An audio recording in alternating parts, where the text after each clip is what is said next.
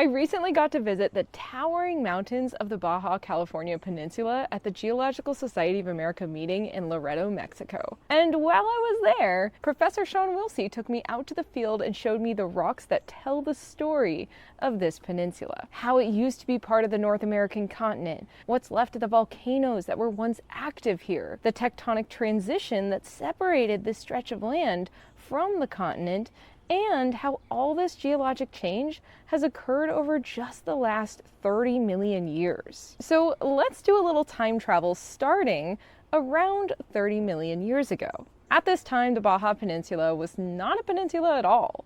It was fully attached to mainland Mexico, part of the western edge of the North American continent. And an oceanic plate, the Farallon Plate, was subducting beneath it. Now, when an oceanic plate subducts beneath a continental plate, it causes melting of the material within Earth's crust and forms what we call a volcanic arc, a chain or belt of volcanoes above that subduction zone. What we're looking at here are rocks from the Komondoo Formation formed during this volcanic arc activity. These rocks formed roughly 30 to 12 million years ago, when this region was above an active subduction zone. But some of these rocks look kind of wild. So what are we actually looking at here? Yeah, so this is pretty cool. Here we have this 2 to 3 meter wide, almost 10 foot or so wide band of rock that's cutting up this cliff face, and it's sticking out of the rock, so we can tell it's harder than the rocks that it's cutting. We can use a simple principle in geology, cross-cutting relations, to tell us that this feature, which is cutting these adjacent rocks, has to be younger, and that's all fine and well. But this is a dike. This is a igneous dike. This is a injection of magma that followed probably some fracture that was already in the rocks, and that magma then cooled and solidified below ground, maybe at shallow levels, to form this dike. Compositionally, it's an andesite dike, so it has lots of hornblende crystals in it. It's the type of magmas you might see at a subduction zone, which is a little bit part of its story. Yeah. And so this is a nice igneous dike cutting all the way up through this cliff face. So these andesite dikes are cutting these massive breccias. We can see a lot of variety in the sizes. So here's a large, irregularly shaped clast in the breccia, different color over here. Small pieces, big pieces, so there's a lot of different sizes, a lot of different rock types. So even amongst all the colors, we can see this one has big phenocrysts of hornblende, this one as well. Others are maybe a little bit more fine-grained, but they're all very irregular in terms of shape, angular. So that tells us they didn't move very far. Not a lot of rounding, so we can pretty much eliminate any sort of fluvial, stream-driven type of process. And so these have been interpreted mainly as debris flow deposits. Think of like a big volcano, and you have like, it could be a lahar coming down the flank, or maybe just a gravitational collapse. So not just debris flow deposits, some of them could be lahars. And so that's the idea with these, is they're not moving very far, but they're moving probably quickly. They're moving with a lot of energy that's allowed them to move these really large particles, and they're massive. So they're depositing on the landscape sections of rock and debris that's up to maybe like 30 meters, 100 feet, all in one push. And these were around 15 to 19 million years old, you said? Yeah, about something like that, yep. And then the dikes came in, when did you say, 15 to 12? Yeah, 15 to 12 or so. So the debris flow deposits are older, and at the time these debris flow deposits form, the volcanoes feeding those debris flow deposits are, a few miles away to the west, okay. Right? We're at the foot of the volcano. Yeah. But when the andesite dikes come in, and we also have some andesite lava flows closer to town, that's when the volcanoes and their vents moved closer to this area as they migrated from what is now the Gulf to the west. We're not sure exactly why this subduction zone caused the volcanoes to move westward. Yeah. Might be this thing called slab rollback, where the subducting slab actually steepens and kind of moves back towards the trench, and so the arc volcanoes track with it.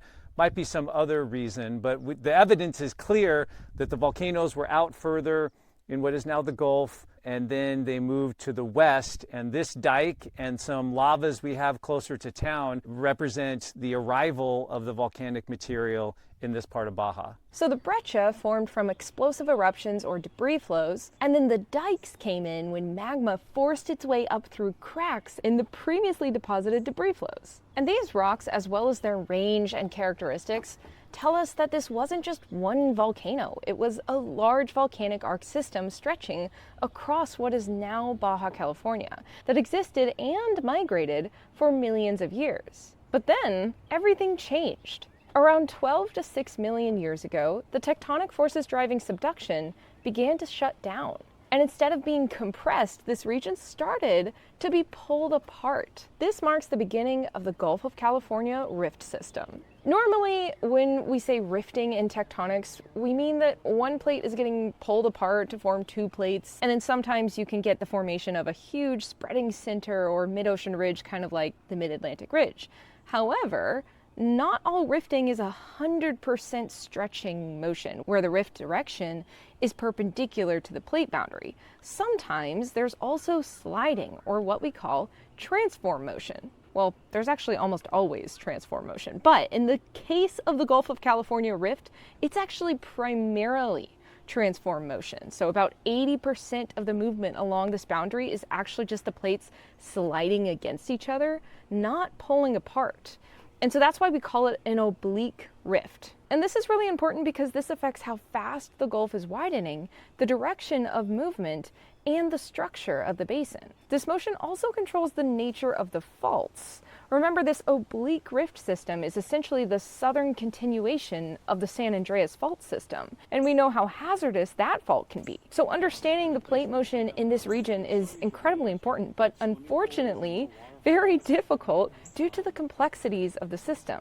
So let me explain the system in the most simplified way, and then we'll get into these complexities. In a very simplified world, the crust has stretched due to the rifting motion in this region, forming normal faults in addition to the transform faults that have formed due to the sliding motion. And these normal faults lead to blocks of crust dropping down to form basins, and eventually the ocean flooded in. Enter the Gulf of California and the separation of Baja from the mainland. And because this system is still active, the Gulf of California is still widening and could turn into a new huge ocean basin tens of millions of years from now if rifting persists. But one thing that complicates this story is that the ancient subduction zone didn't just turn into an oblique rift zone along that same boundary.